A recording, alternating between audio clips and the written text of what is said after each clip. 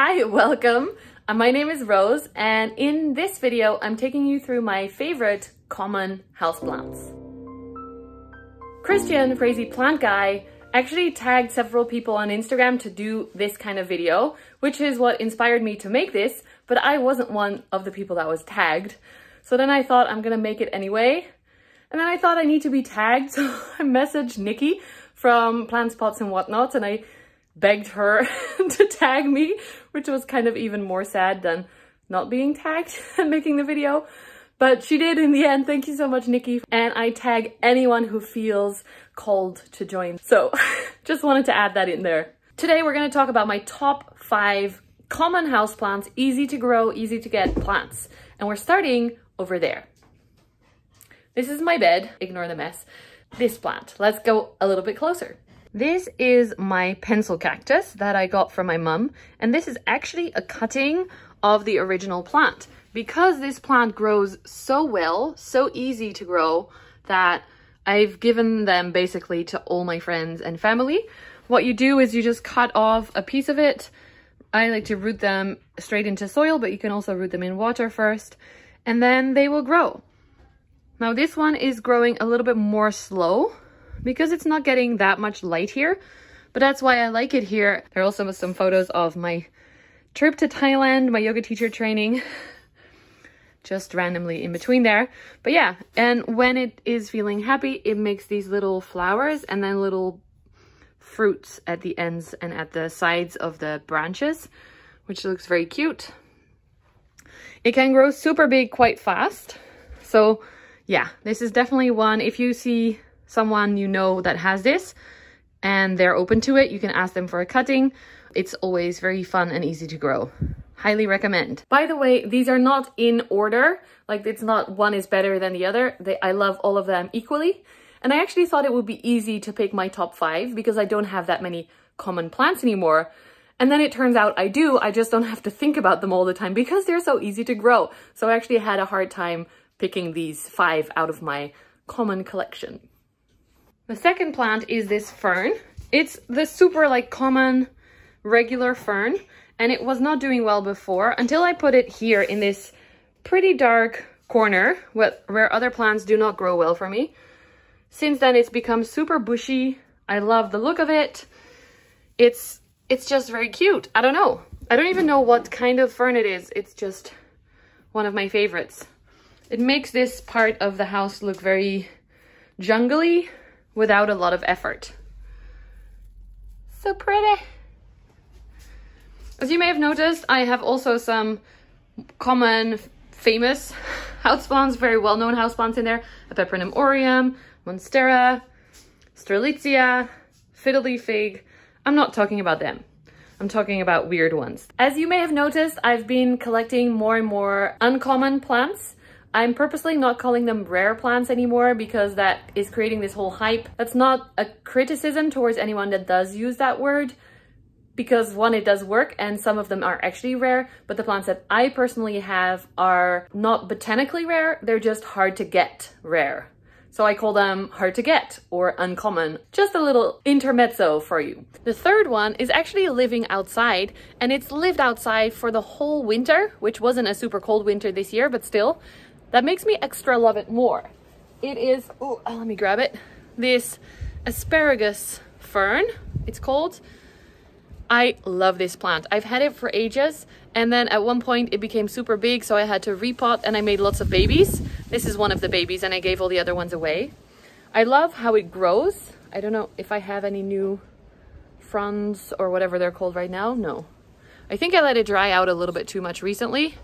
Can you see those? They're a little bit floppy, but it puts out a little stick and then all the little side bits unfurl and it becomes a super nice and fluffy plant. So I'm going to take this back inside in autumn, but for now it gets to live outside.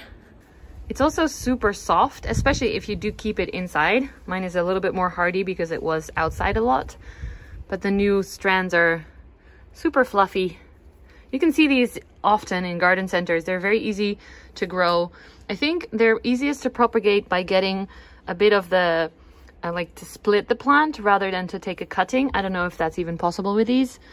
I like to just split them up and then take one of the little root bowls. They have little chunky roots in there that you can propagate from. Yeah, fluffy asparagus fern. The fourth plant is Pachira Aquatica. I'm gonna get them down because they're up all the way up here near the skylight, but they're super cool. And they're very easy to grow. Let me just put them down. I have two. Here we are, my Pachira Aquaticas. Recently, I actually cut them back quite drastically. These sticks were super long, like up to here.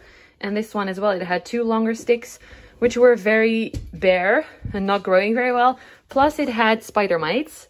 I haven't checked it in ages, so it might still have some bugs. No idea. The leaves do look a little bit misshapen, so I'll check that in a moment. But why I love this plant is because it keeps growing. Look, I cut it back and then new bits come out.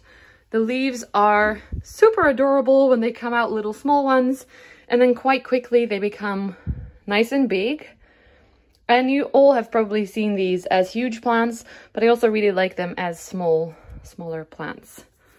Pachira Aquatica, I also love the name. It sounds very mysterious. These are quite easy as well in care. They like a little bit of light, definitely, but they also are okay to dry out a lot. I usually water these maybe once a month, and because of the chunky stem, they can hold on to a lot of moisture, so they don't want to be overwatered.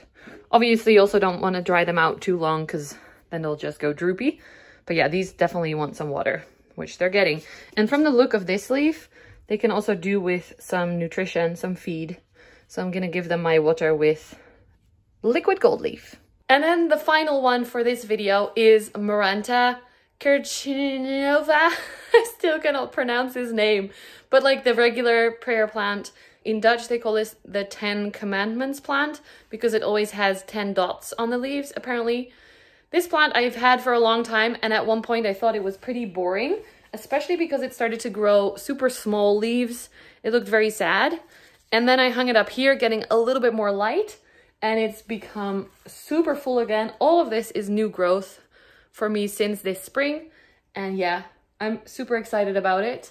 I wonder if they just die back in winter and then grow again in spring. Could be because these new leaves are already becoming a little bit smaller again. Yeah, let me show you the other way. Switch the camera thingy. You might see some dots on there. That's from foliar spray. It's not bad. What I love about these is not only the prayer plant movement, of course, which is awesome, where they move up and down with the light, but also when a new leaf comes out, it's very shimmery gold on the dots. You can't see it as much on these leaves. The bigger ones had it more.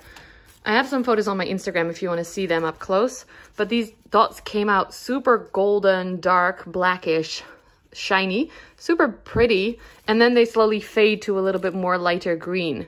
So there's a lot of variation in the foliage, and then it also grows little flowers, which is adorable, and the leaves come out as tubes, which I absolutely love in calatheas and calathea sorts. I know they're all relabeled a lot, so Mirantaceae, I think the family is named. So I love that they do that. The little tubies. Adorable.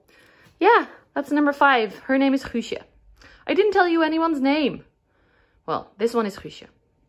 And that's already it for this common plant video. Let me know what you think and let me know your common favorite plants. Favorite common plants. I would love to hear. I'm actually getting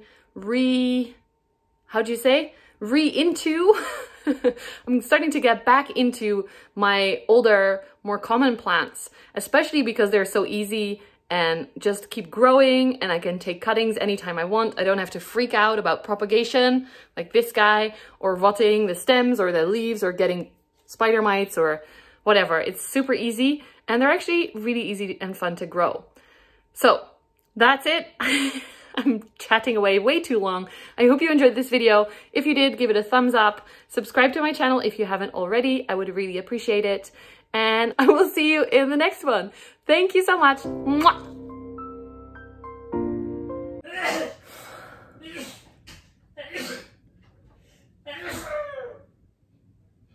I see you. Talking is difficult today.